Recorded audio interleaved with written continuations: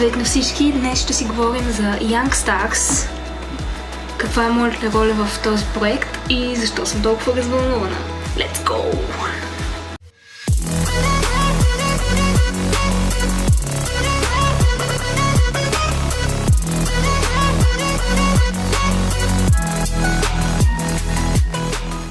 Между другото, това интро, което току-що изгледахте, беше от миналата година, от 2018. Планирам да направя ново за тази. Силно като мине половината, не шегувам се. Трябва да е по-скоро. И точно поради това отлагане и все обещания и какво предстои, малко се чувствам като Андреас Хем. Ако не знаете, той е известен ютубър, който прави по няколко доста обаче епични видеа всяка година. И всеки път обещава как всяка година предстоят супер много, супер готини и най-накрая пълно пуска само два или един или да, нещо църта.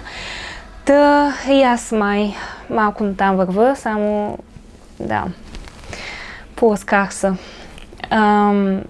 Днес, както казах, ще ви разкажа за Young Stars Movement, моята роля в това нещо, но и идеята за целия проект. Нека да започна с историката, как изобщо открих този бранд.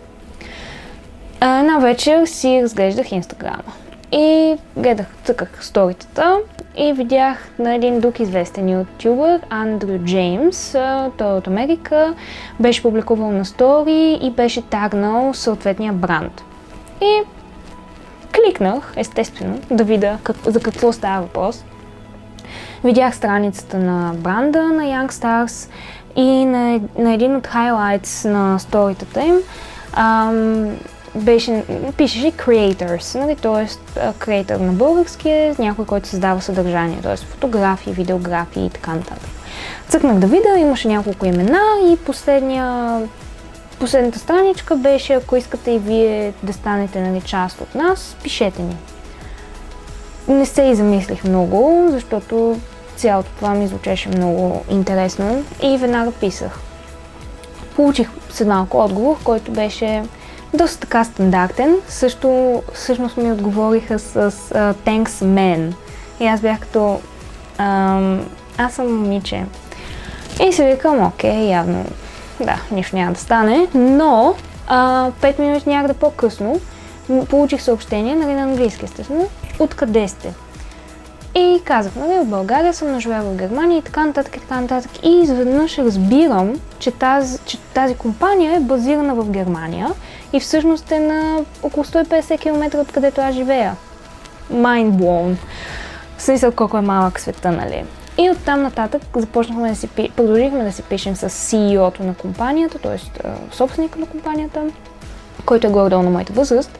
И да, започнах да разбирам повече за идеята, която стои зад всичко това, която и сега ще ви разкажа. Аз естествено имах по-ранен достъп от вас. Вие можете днес е лаунча, затова всъщност и пускам това видео на компанията. Като цъкнете на сайта, може да разгледате продуктите и така нататък. Аз имах по-ранен достъп. И да, аз мисля, че го нося самия продукт, един от тях. Това е бранд за дрехи, които не са просто така някакви дрехи, които да си носите без никакво значение или така нататък. Не.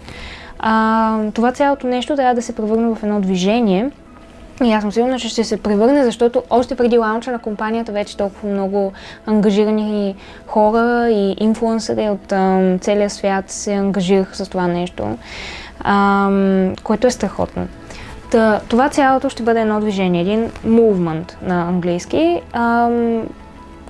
който ще бъде свързан с всички млади хора по света, които имат талант, които създават неща, в смисъл, които са фотографи, видеографи. И всички тези хора, чрез тази компания, ще се свързват.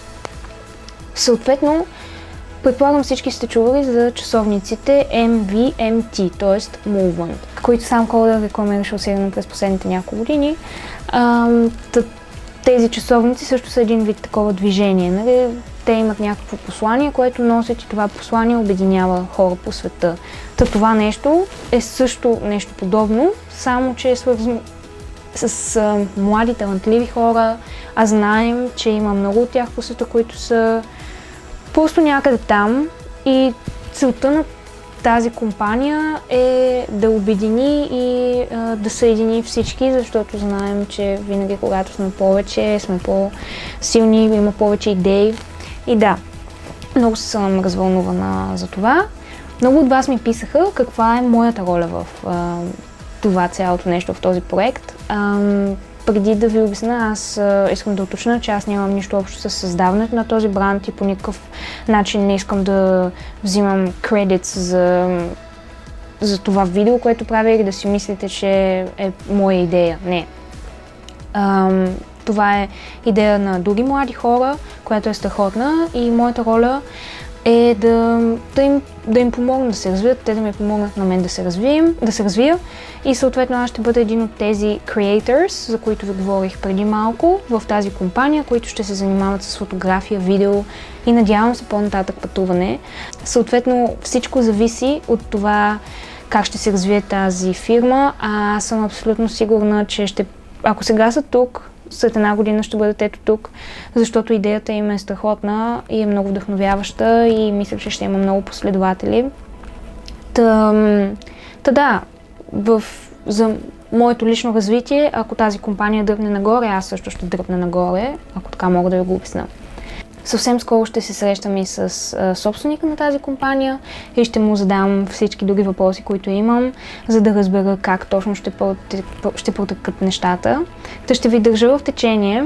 Иначе долу в описанието на видеото съм сложила линк към бранда, към Young Stars. Може да цъкнете, да разгледате продуктите, един от тези свичери, примерно. И ако нещо ви харесва, да си поръчате. Като всеки, който си поръча, става част от цялото това движение. И всяка година ще има по 2 лаунча на продукти, един свързан с компанията и един на специална тема. Както казах за Андреас Хем и неговите влогове, наистина очаквайте скоро още съдържание. Едно от видеята, които скоро ще публикувам е анбоксинг и ревю на Ronin S. Ето малък sneak peek. Ето го и не.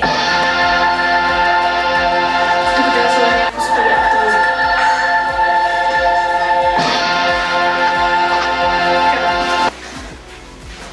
И като цяло, наистина планирам много интересни неща за тази година. Стискайте ми палци да ги осъществя всички, тъй повече. И да видим. Много ще се радвам, ако харесате това видео и се абонирате за канала, защото наистина ме амбицира това нещо да продължавам да правя това, което правя. И да, ще се видим в следващото видео.